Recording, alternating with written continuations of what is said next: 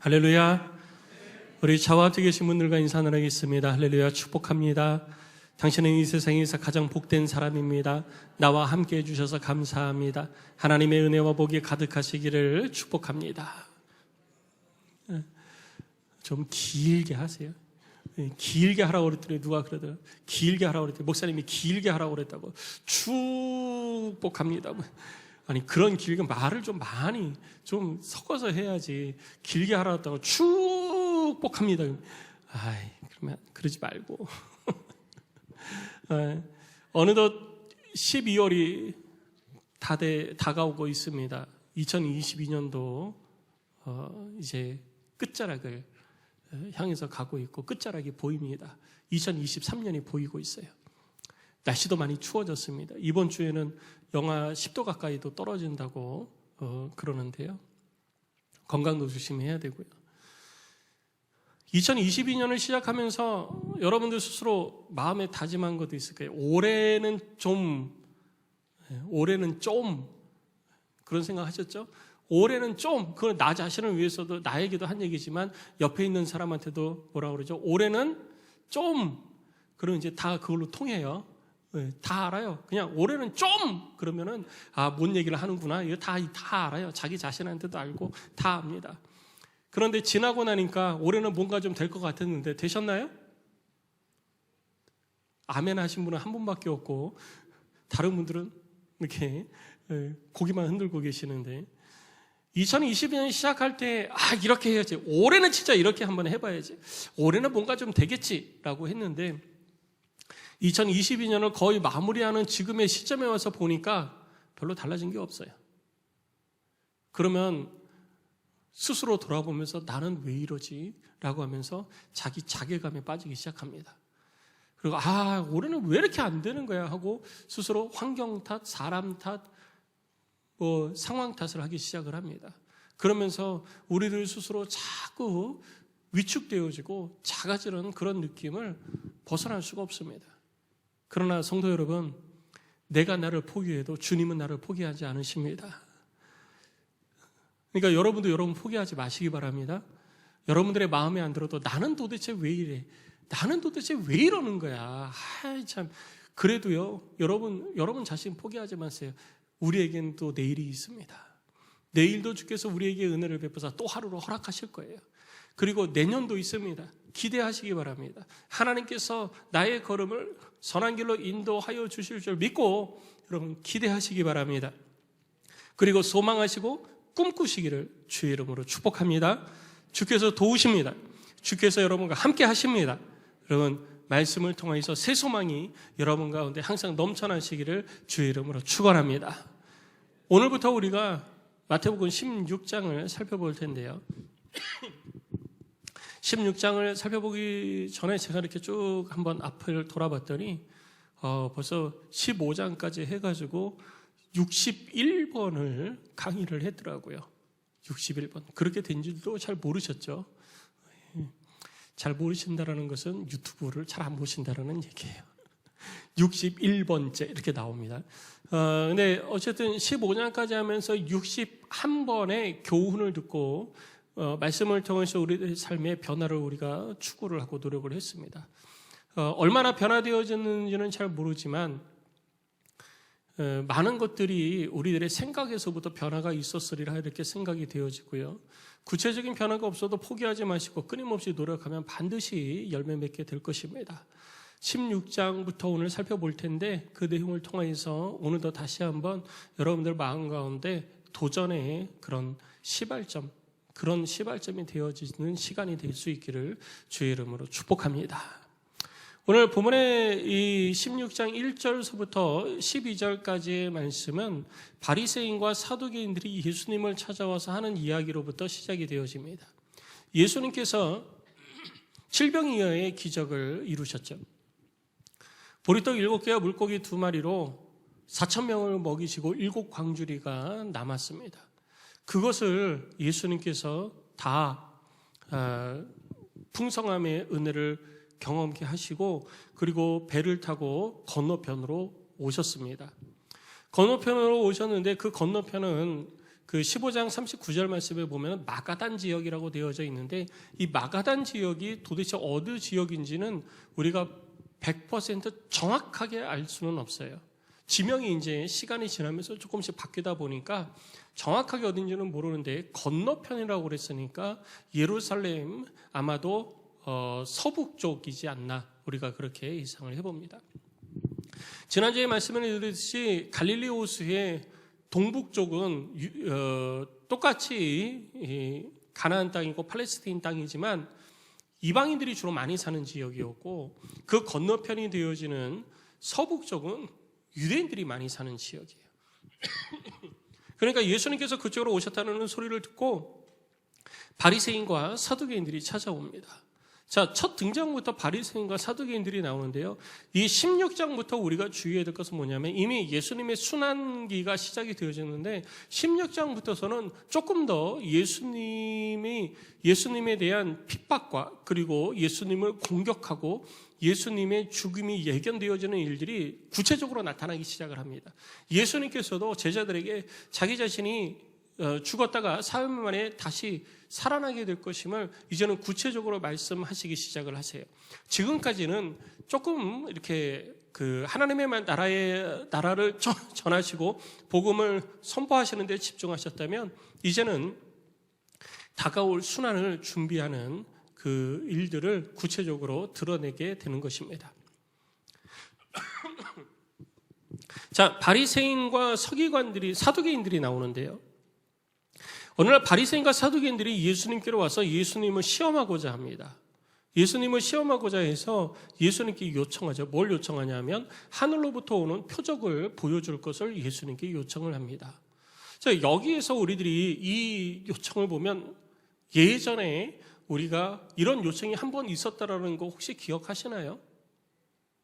기억하세요? 기억 안 나세요? 네. 마태복음 12장에 한 번 있었습니다. 마태복음 12장에서는요, 이게 16장과 다른 점이 뭐냐면 마태복음 12장에서는 바리새인들과 그리고 서기관들이 와서 예수님께 표적 보여주기를 요청을 했습니다. 그때 예수님께서 그들을 향하여서 책망을 하십니다. 이 악하고 음란한 세대다라고 그들을 향해서 책망을 하시면서 너희들에게 보여주는 표적은 요나의 표적밖에 없다라고 말씀을 하시고 그들을 돌려보내십니다. 그런데 오늘 본문 16장에 들어와서 다시 한번 그 내용이 반복되어지고 있어요. 근데 12장의 내용과 16장의 내용의 다른 점이 뭐냐 하면 12장에서는 바리새인과 그 서기관들이 나왔는데 16장에서는 바리새인과 사두개인들이 예수님을 찾아옵니다. 여러분 이게 왜 중요하냐면요. 바리새인들과 사두개인은요. 적대 관계예요. 지금 우리나라로 얘기하면요. 국민의힘과 그리고 더불어민주당이에요. 손을 잡을래야 손을 잡을 수가 없는 거예요. 손을 잡으려야, 왜냐하면 추구하는 방향이 달라요. 추구하는 방향이 다르니까 손을 잡을래야 손을 잡을 수가 없는 겁니다. 예를 들어서 사두개인들은요, 모세의 책들만 성경으로 인정을 합니다. 다른 것은 성경으로 인정하지 않아요. 모세의 책들만 성경으로 인정하고요. 그리고 죽음 이후의 일들에 대해서는 다 부정합니다. 죽음의 이후의 일들에 대해서 부정하니까 부활도 믿지 않고요. 그리고 영혼도 믿지 않고요. 천사도 믿지 않고 다 그렇게 그냥 이 땅에서 살다가 죽으면 끝난다라는 거예요. 그러니까 이 땅에서 하나님을 섬기며 살 때에 우리가 이 땅에서 받는 복이 전부라고 생각하는 거예요. 그러니까 이 땅에서 우리가 누릴 수 있는 것, 하나님의 은혜로 누릴 수 있는 거 그냥 다 누리자는 거예요. 그러니까 그 사람들이 누구냐면 그때 당시에 사두개인들이 누구냐면 바로 제사장 그룹들이 바로 이 사두개 그룹들에 속해져 있었습니다. 그러면 바리새인들은 누구냐면요. 이 바리새파 사람들은 정반대예요. 모세의 책들만 성경으로 인정하는 것이 아니라 선지자의 글들을 비롯해가지고 하나님께서 주신 모든 것들은 율법이라 생각을 했고, 그리고 그 율법을 세밀하게 하나씩 다 지켜야 구원을 받는다고 생각했습니다. 율법뿐만 아니라 장로들의 유전과 교회의 장로들의 유전들을, 그리고 신앙의 전통들을 만들어가지고 그것을 일일이 다 지켜야 구원받는다고 생각을 한 거예요. 아마 여러분들 그 이전에 예수님으로부터 바리새인들이 책망받았던 내용들을 보시면 기억이 나실 거예요. 그러니까 그런 것들을 다 이루어가야 구원받는다고 생각했던 사람들이 바리새파 사람들이에요. 또 이 바리새파 사람들은 천사도 믿습니다. 부활도 믿습니다. 영생도 믿습니다. 영혼도 믿습니다. 그러니까 사두개파와 바리새파는 이렇게 섞어놓으면 섞어놓을 수가 없는 거예요. 그런데 지금 예수님께 와서 같은 질문을 가지고 예수님을 향해 요청하고 있는 거예요. 뭐냐면 예수님을 공격하기 위해서, 예수님의 흠을 잡기 위해서 이 두 집단이 결탁을 한 거예요. 바리새인과 사두개인들이 결탁을 한 겁니다. 바리새인과 사두개파 사람들은요, 그때 당시에 유대인들의 최고 지도자들이에요. 그러니까 최고 지도자들이 예수님을 잡아 죽이기 위해서 함께 손을 맞잡은 거예요.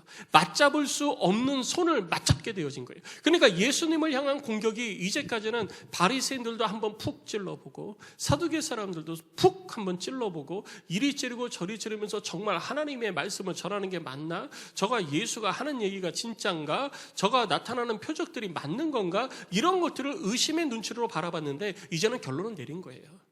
죽이자.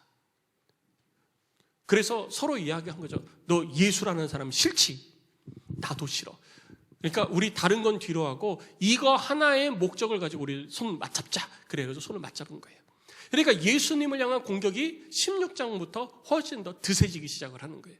그래서 예수님께서 순환에 대해서도 구체적으로 말씀을 하시기 시작한 게 바로 16장부터 드러나는 것입니다.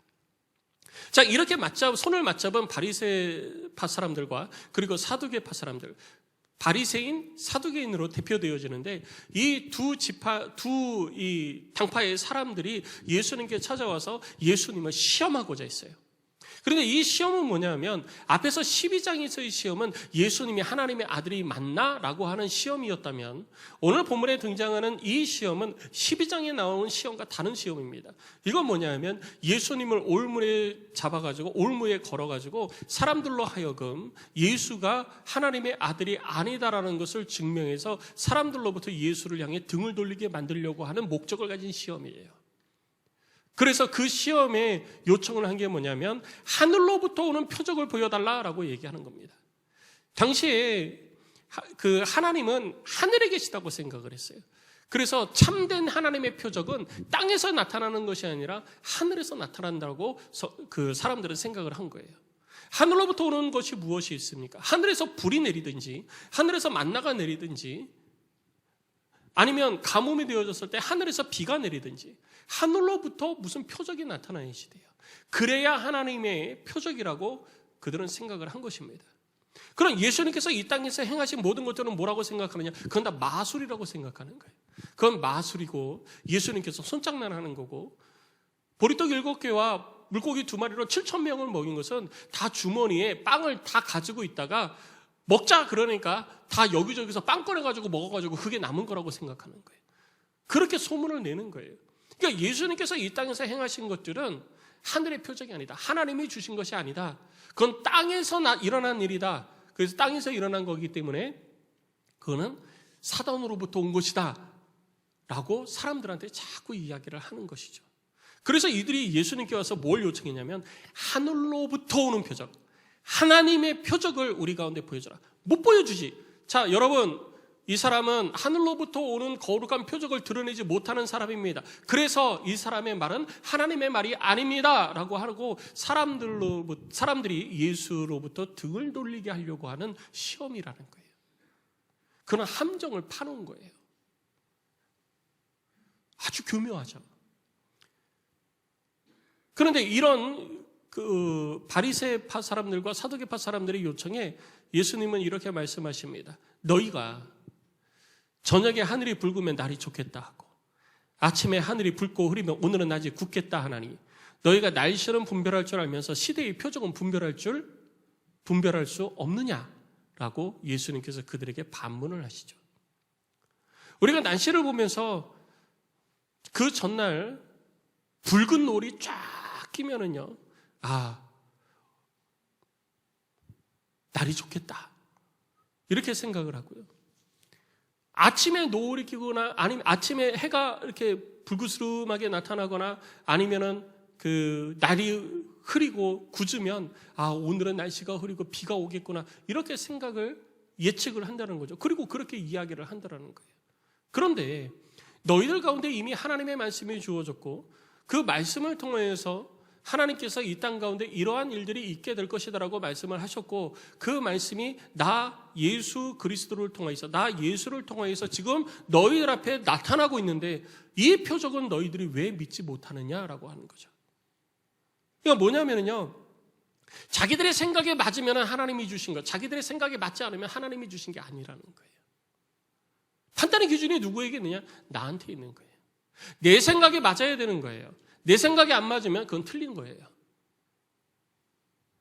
예수님이 그거 지적하는 거예요. 그래서 그들을 향해서 뭐라고 책망하시느냐? 악하고 음란한 세대가 표적을 구한다라고 말씀하고 있는 것입니다.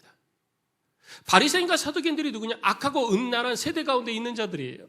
악하고 음란한 세대 가운데 있는 자들이 누굽니까? 하나님의 말씀을 부정하는 사람들이에요. 하나님을 알지 못하는 사람들입니다. 자기의 원함과 자기의 뜻대로 삶을 살아가는 자들을 성경에서는 악하고 음란한 세대라고 말을 하고 있는 것입니다. 그런데 바리새인과 사두개인들은 하나님의 말씀을 모르는 게 아니잖아요. 하나님의 말씀을 잘 알고 있습니다. 하나님의 율법을 지키려고 합니다. 하나님의 뜻대로 살려고 노력을 합니다. 하나님을 잘 섬기려고 힘씁니다. 하나님을 예배하는 일에 앞장서서 삶을 살아갑니다. 그런데 그들을 향해서 예수님께서 뭐라고 그러시냐? 악하고 음란한 세대라고 그들을 책망하고 있다는 거예요. 성도 여러분, 하나님을 예배하고 그리고 주님의 말씀을 듣고자 오늘 이 자리에 나오신 성도 여러분, 여러분들은 악하고 음란한 세대가 아니라고 자신하실 수 있습니까? 우리 자신이 하나님 앞에 또 예수 그리스도 앞에 섰을 때 우리 주님이 우리를 향해서 너 악하고 음란한 세대 가운데 있는 자야 라고 책망하는 그 음성이 나와는 상관없다라고 여러분 확신하실 수 있습니까? 우리는 이 문제에 대해서 확신할 수 있어야지 돼요. 나는 악하고 음란한 세대 가운데 있는 자가 아니다 라고 확신할 수 있어야 되는 것입니다. 나 자신에 대해서 하나님의 말씀 앞에 자존감이 충만해야 되는 것입니다. 그래야 우리는 이 땅 가운데 악하고 음란한 세대로 삶을 살아가지 않는 것입니다. 아까 처음에 제가 그랬죠. 좀 그러면 벌써 마음에 딱 찔려요. 저를 만났을 때 제가 쳐다보기만 해도 저하고 눈만 마주쳐도 자기가 성경대로 살지 않은 거, 신앙생활 잘못한 거 목사님이 다 알 것 같아가지고 눈도 안 마주친다고 저한테 그런 분들이 계세요. 얼굴 마주하고 앉으면 목사님이 벌써 내 잘못을 다 알고서 나한테 뭔 얘기를 할까 벌써 자기가 그거에 쫄아가지고 도둑이 제발 자른다고 거기에 푹 가만히 있는 거예요. 누가 내 앞에 서서 좀 그러면 벌써 알죠. 가슴이 두근두근하고 이거 내가 잘못했는데 이거 알고 있나? 애들한테 여러분 보세요. 꼬맹이들한테 집에 아이들한테 이렇게 앉혀놓고 막 이렇게 얘기하다가 야! 좀! 그럼 뭐라고 얘기도 안 했어요. 좀! 그러면 엄마가 오늘 내가 TV 많이 본 거 알고 계시나? 엄마가 나 오늘 게임 많이 한 거 알고 계시나? 엄마가 나 오늘 숙제 안 한 거 알고 계시나? 막 가슴이 두근두근하고 벌렁벌렁 하는 거예요. 그리고 자기가 잘못한 거 누가 제일 먼저 잘 알아요? 자기가 잘 알아요. 우리는 하나님 앞에서 악하고 음란한 세대여, 그 가운데 삶을 살아가는 자여 라고 하는 책망이 나를 향한 것이 아닐까. 그리고 그 책망이 나와는 상관없는 책망이 될 수 있는 삶을 우리는 이 땅에서 살기 위해서 노력을 해야 되는 것입니다. 성도 여러분, 주님의 말씀 앞에 거룩하고 온전한 삶을 살아가는 하나님의 사람이 꼭 되시기를 주의 이름으로 축복합니다. 당장은 안 될 수 있어요. 그러나 우리는 그것을 위해서 끊임없이 노력해야 되는 거예요. 지금 안 된다고 해서 나는 어차피 안 되니까 포기할 거야. 아니요. 나는 나를 포기해도 우리 하나님은 나를 포기하지 않으신다니까요. 우리 하나님은 나 포기하지 않으세요. 끊임없이 주의 성령을 통해서 우리로 하여금 더 온전함을 향해서 자라가도록 계속 가르쳐 주시는 거예요. 그래서 우리는 자라가야 되는 거죠. 그래서 그들을 향해서 예수님께서는 악하고 음란한 세대라고 그들을 책망하신 것입니다. 그들이 표적을 구한다는 거예요. 자기 마음에 원하는 것들을 구한다는 거예요. 하나님 정말 살아계시다면요, 저 로또에 당첨되게 해주세요. 하나님 정말 살아계신다면요, 제가 원하는 거 다 이루어지겠어요. 아니, 내가 원하는 거 이루어지지도 않았는데 하나님이 어디 살아계셔라고 생각하고 그렇게 이야기하는 그 사람이 바로 악하고 음란한 세대 가운데 거하는 사람이라는 것입니다. 자기 중심이고 자기가 원하는 대로 다 되어지고 자기가 원하는 대로 이루어져야 그것이 하나님의 존재의 이유라고 생각하는 그런 어리석은 사람들이 바로 바리새인과 사두개인과 같은 사람들입니다. 하나님의 말씀을 알아도 하나님의 말씀에 대해서는 관심 없습니다. 자기가 원하는 것이 보여져야 되고 자기가 원하는 것이 나타나야지 되는 거예요. 자기가 보고 싶은 것이 보여져야 되는 것입니다. 그런데 우리 주님은 그들에게 보여줄 표적은, 그들이 원하는 대로 보여줄 표적은 없다. 그들에게 보여줄 표적은 요나의 표적밖에 없느니라. 이 말은 곧 우리 주 예수 그리스도를 통해서 하나님의 약속대로 드러나는 그것 외에는 그들에게 보여줄 것이 없다라고 말씀을 하시는 것입니다. 그리고 예수님은 그들을 떠나가셨습니다. 5절 말씀을 보니까 제자들과 함께 건너편으로 다시 넘어오셨어요. 다시 대가볼리 지역으로 넘어오신 것입니다. 배를 타고 넘어오는데 제자들이 큰일 났어요. 제자들이 가슴이 두근두근합니다. 뭔가 잘못했어요. 뭘 잘못했냐? 떡을 놓고 왔어. 먹을 게 없는 거예요. 배 타고 넘어왔는데 먹을 게 없어요. 이 먹을 거 떡 아마 돈 주고 샀을지도 몰라요. 돈 주고 샀는데 그거 놓고 왔으면 더 큰일이죠. 여러분 가끔 그러지 않으세요? 그런 적 없으세요 혹시? 나는 분명히 쌀을 사가지고 돈을 지불하고 계산을 하고 집에 왔는데 내가 산 게 없어. 그런 경험은 없으세요? 아직 그런 경험은 없으신가 보군요. 네. 내가 돈을 주고 샀는데 내가 분명히 샀는데 집에 와보니까 그게 없어. 그런 경우도 있고요. 또 어떤 분은요, 돈을 지불하고 그냥 가는 거예요. 그러니까 주인이 이거 가져가셔야죠. 이거 가져가셔야죠. 그럼 그런 거 그냥 솔직하게 경험 있으시죠? 뭘 또 그렇게 또 크게 대답을 하셔요. 아니, 아주머니 이거 가져가야죠. 그런 경험이 있어요. 아마 제자들도 그러지 않았을까. 자기들이 떡을 준비를 해놓고 깜빡 잊고 놓고 온 거예요. 막 바리새인과 사두개인들이 막 혈안에 예수님을 잡으려고 혈안에 대해서 막 공격하니까 빨리 그곳을 떠나려고 분주하게 짐을 챙기다 그랬는지 놓고 왔을 거예요. 놓고 온 것 같아요. 그러니까 제자들은 거기에 막 근심 걱정이 되어지는 거예요. 지금 당장 밥 먹어야 되는데 우리 선생님 먹을 거 드려야 되는데 빵을 놓고 왔네. 야 어떡하지? 어떡하지? 그런데 예수님께서 제자들에게 말씀하십니다. 제자들에게 뭐라고 말씀하시냐면요, 6절 말씀을 보니까 삼가 바리새인과 사두개인들의 누룩을 주의하라 라고 말씀하십니다. 그런데 제자들은요 그 소리가 안 들어오는 거예요. 지금 뭐가 급해요? 빵이 급해요. 빵이 급하니까 그 소리가 안 들어와요. 그래서 서로 의논하는 거예요. 야, 빵 너 못 봤지? 너 못 봤지? 야, 누가 놓고 온 거야? 누가 담당이야? 막 이러면서 그럼 어떡하지? 빵을 또 사야 되나? 어떻게 해야지? 어떻게 해야지? 막 그러고 있는 거예요. 그러니까 예수님께서 그들이 논의하는 것을 들으시고 답답하신 거예요. 마음에 너무 답답하셔서 예수님께서 그들에게 말씀을 하십니다. 믿음이 작은 자들아, 어찌 떡이 없으므로 서로 논의하느냐? 너희가 아직도 깨닫지 못하느냐? 떡 5개로 5,000명을 먹이고 죽은 것이 몇 바구니며 떡 7개로 4,000명을 먹이고 죽은 것이 몇 광줄이었는지를 기억하지 못하느냐? 어찌 내 한 말이 떡에 관함이 아닌 줄을 깨닫지 못하냐? 그러면서 6절의 말씀을 다시 합니다. 오직 바리새인과 사두개인들의 누룩을 주의하라 라고 예수님께서 다시 주의를 환기시고 말씀하시는 거예요. 그제서야 제자들이 깨닫는 거예요. 아, 예수님이 그러니까 누룩 소리만 들어도 뭐가 생각나는 거예요? 네, 떡이 생각나는 거예요. 누룩 소리만 들어도 떡 찔리는 거죠. 누룩 소리면 점 그러면 나 잘못한 거예요. 이것처럼 누룩 그러니까 다른 소리 하나도 안 들어와요. 그냥 누룩 하나가 딱 들어오니까 떡 어떡하지? 우리 혼나겠다 이 생각한 거예요. 근데 예수님은 그거 아니에요. 그거 관심 없어요. 예수님은. 그래서 다시 말씀하신 거죠. 그제서야 제자들이 우리 주님이 말씀한 것이 떡의 누룩이 아니라 바리새인과 사두개인들의 교훈을 삼가라고 말씀하신 거구나라고 하는 것을 깨닫게 되어지죠. 자, 이 본문의 내용을 통해 가지고 오늘 두 가지 교훈을 듣고자 합니다. 먼저 우리들이 받아야 될 교훈은요, 나를 오염시키는 누룩을 조심해야 되는 것입니다. 누룩은 발효제입니다. 떡을 만들 때, 빵을 만들 때 부풀게 하는 그런 역할을 합니다. 그리고 부드럽게 하죠. 그리고 술을 담글 때에도 발효제를 통해서 훨씬 맛있는 술을 담근다고 그래요. 저는 잘 모르겠어요, 이 부분은. 술을 담가보지를 않아가지고. 네.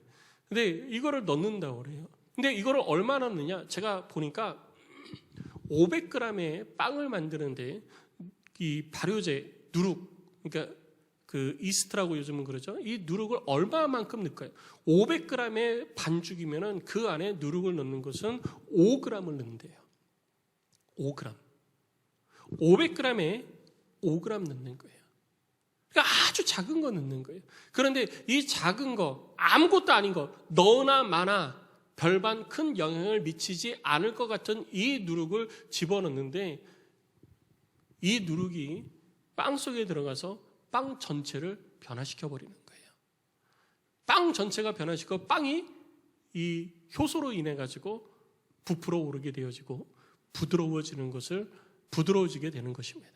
아무것도 아닌 것 같은데 그 작은 것 하나가 들어갔는데 전체가 변화되어지는 것입니다. 이것처럼 바리새인과 사두개인들을 통해서 우리들 가운데 교훈이 들어오는데 그 교훈이 하나님의 말씀 가운데 합당한 것이 아닌 교훈이 되어질 때에 우리는 그 교훈을 받지 말고 삼가해야 된다는 거예요. 주의해야 된다는 거예요. 어떤 교훈이 그들을 통해서 드러나는 모든 교훈이 다 하나님의 말씀에 합한 것이 아니라는 거예요. 그래서 우리는 하나님의 말씀에 합한 것들을 판단할 수 있는 지혜가 우리 가운데 있어야 되는 것입니다. 무엇이 올바른 교훈인가를 우리는 판단할 수 있어야지 돼요. 많은 사람들이 이야기합니다. 이 정도는 괜찮아. 너 교회 다니지, 신앙생활 하지, 이 정도는 괜찮아. 우리 주변에 있는 사람들이 그런 말 하잖아요. 이 정도는 괜찮아 라고 하는 이야기들 여러분도 들어보신 적 있으실 거예요. 이 정도는 큰 무리 없어. 이 정도는 잘못한 거 아니야. 이 정도는 하나님도 용서하실 거야. 혹시 그런 말씀 들어보시지 않았습니까? 그런데 문제는요, 그것이 나를 병들게 하고 그것이 나를 악한 세대 가운데 거하는 자로 만들어버리는 거예요. 악하고 음란한 세대 가운데 거하는 자로 나를 만들어버리는 거예요. 아무것도 아닌 것 같지만 세상 가운데 정말 별 볼 일 없는 것 같은데 그것을 내가 주의하지 않고 받아들였을 때 그것에 의해서 나는 하나님의 말씀으로부터 멀어지게 된다는 것입니다. 그래서 우리는 항상 하나님의 말씀에 주의를 해야지 되는 거예요. 아무것도 아닌 것 같지만 그것이 결코 내 삶 가운데 내 신앙이 아무것도 아닌 것이 될 수 없다라는 것이죠. 물질 만능주의는 우리를 돈의 노예로 만들어가게 됩니다. 돈이 필요합니다. 그러나 돈이 전부는 아니에요.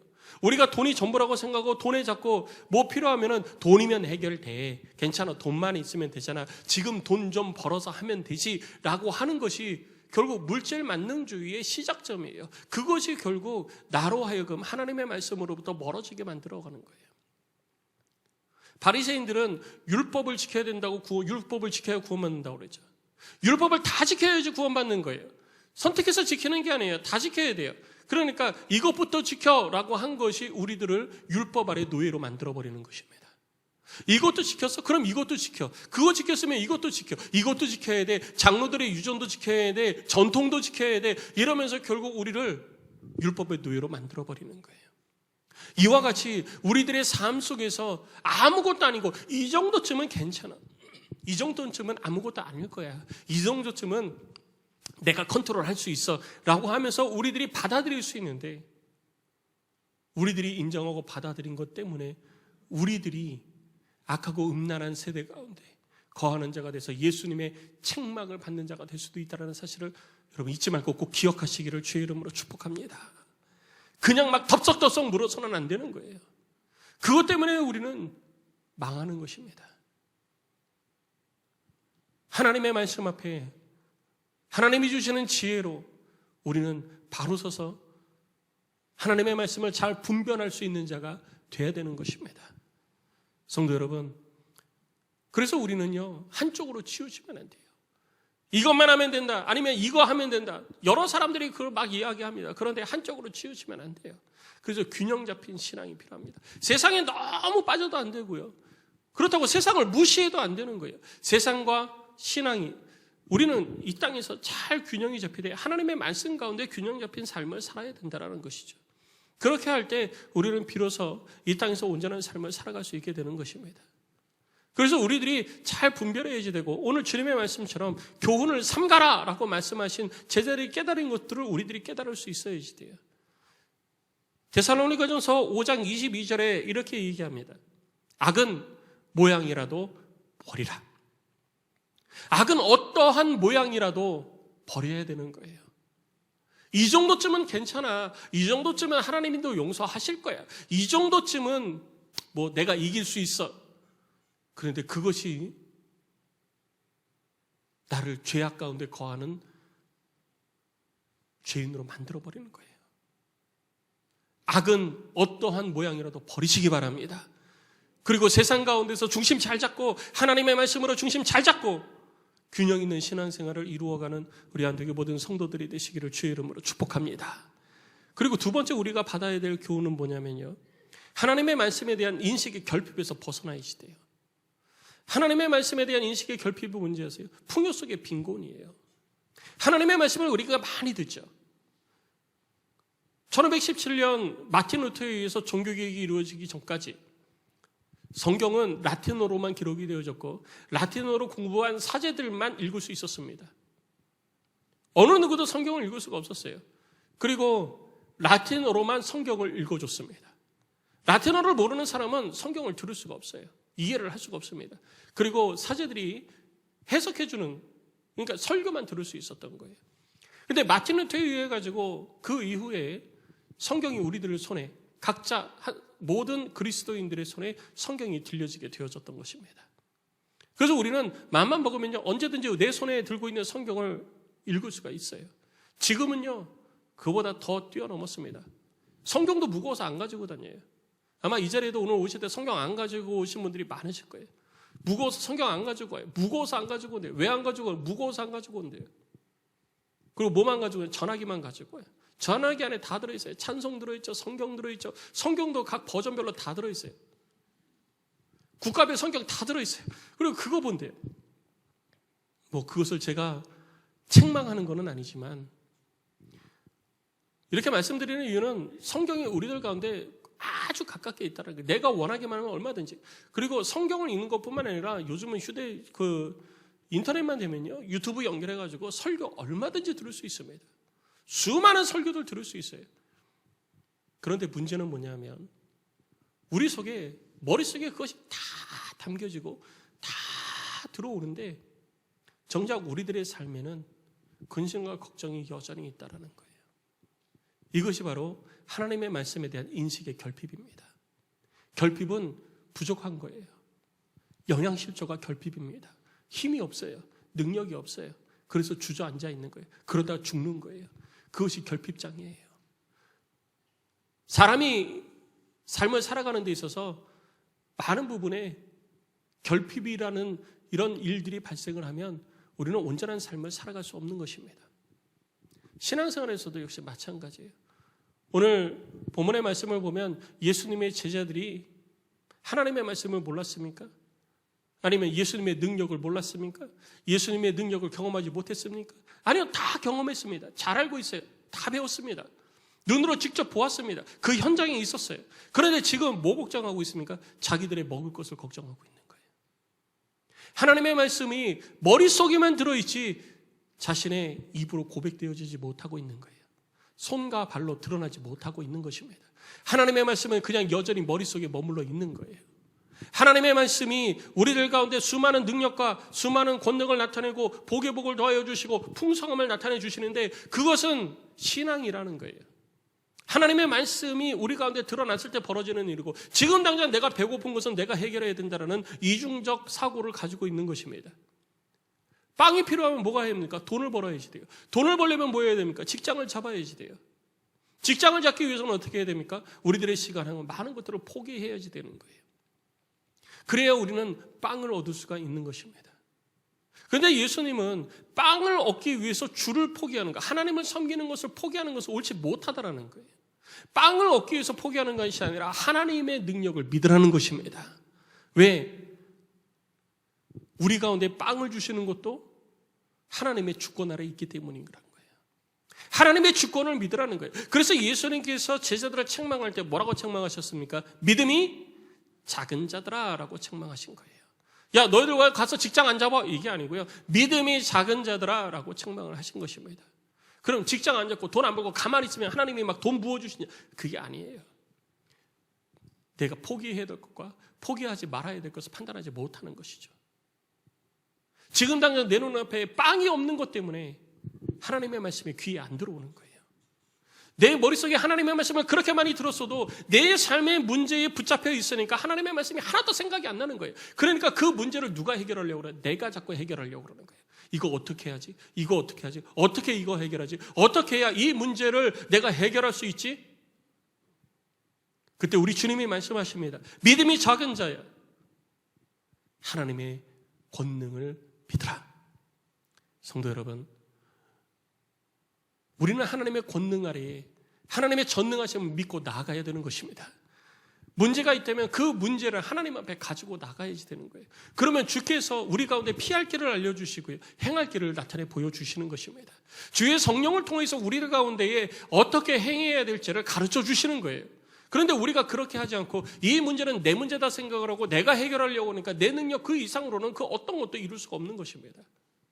문제가 있을 때 그 문제를 주님께 갖고 와서 주님 어떻게 할까요? 주께 물으시기를 주의 이름으로 축원합니다.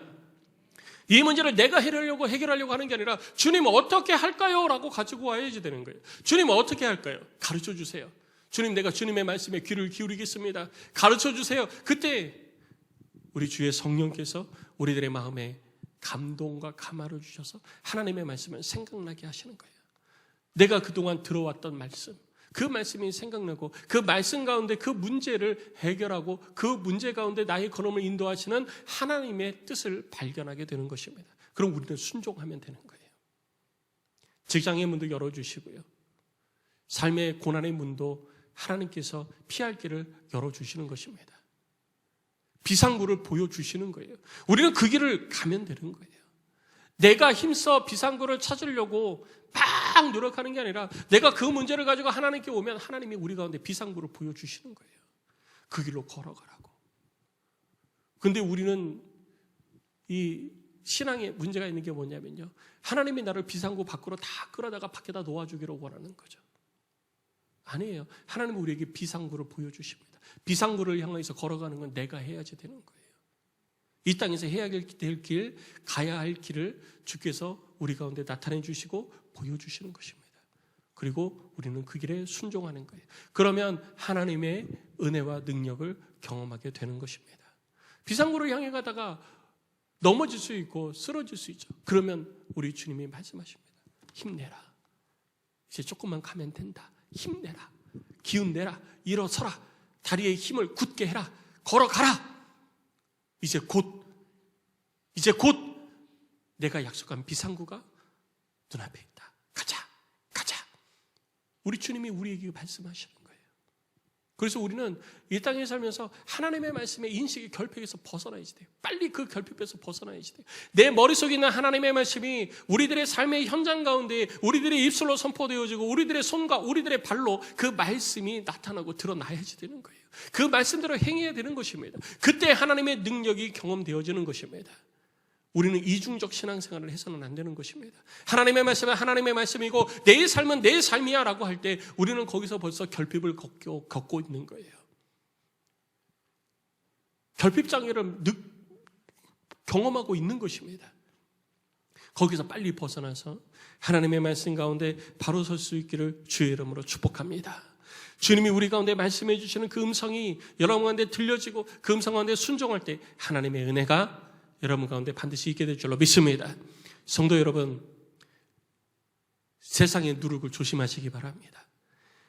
아무것도 아닌 것 같지만 내가 볼 때 별거 아닌 것 같은데 그것이 나를 악하고 음란한 세대 가운데 삶을 살아가는 자로 만들어버릴 수 있어요. 악은 모양이라도 버리시고 균형 있는 신앙생활을 이루어 가시기를 주의 이름으로 축복합니다. 그리고 하나님의 말씀에 대한 인식의 결핍에서 벗어나세요. 머리로만 하나님의 말씀을 알지 마시고 삶 가운데 주의 말씀을 순종으로 실천하셔서 하나님의 능력을 경험하는 작은 믿음을 가진 자가 아니라 큰 믿음 소유한 자가 되시기를 주의 이름으로 축복합니다.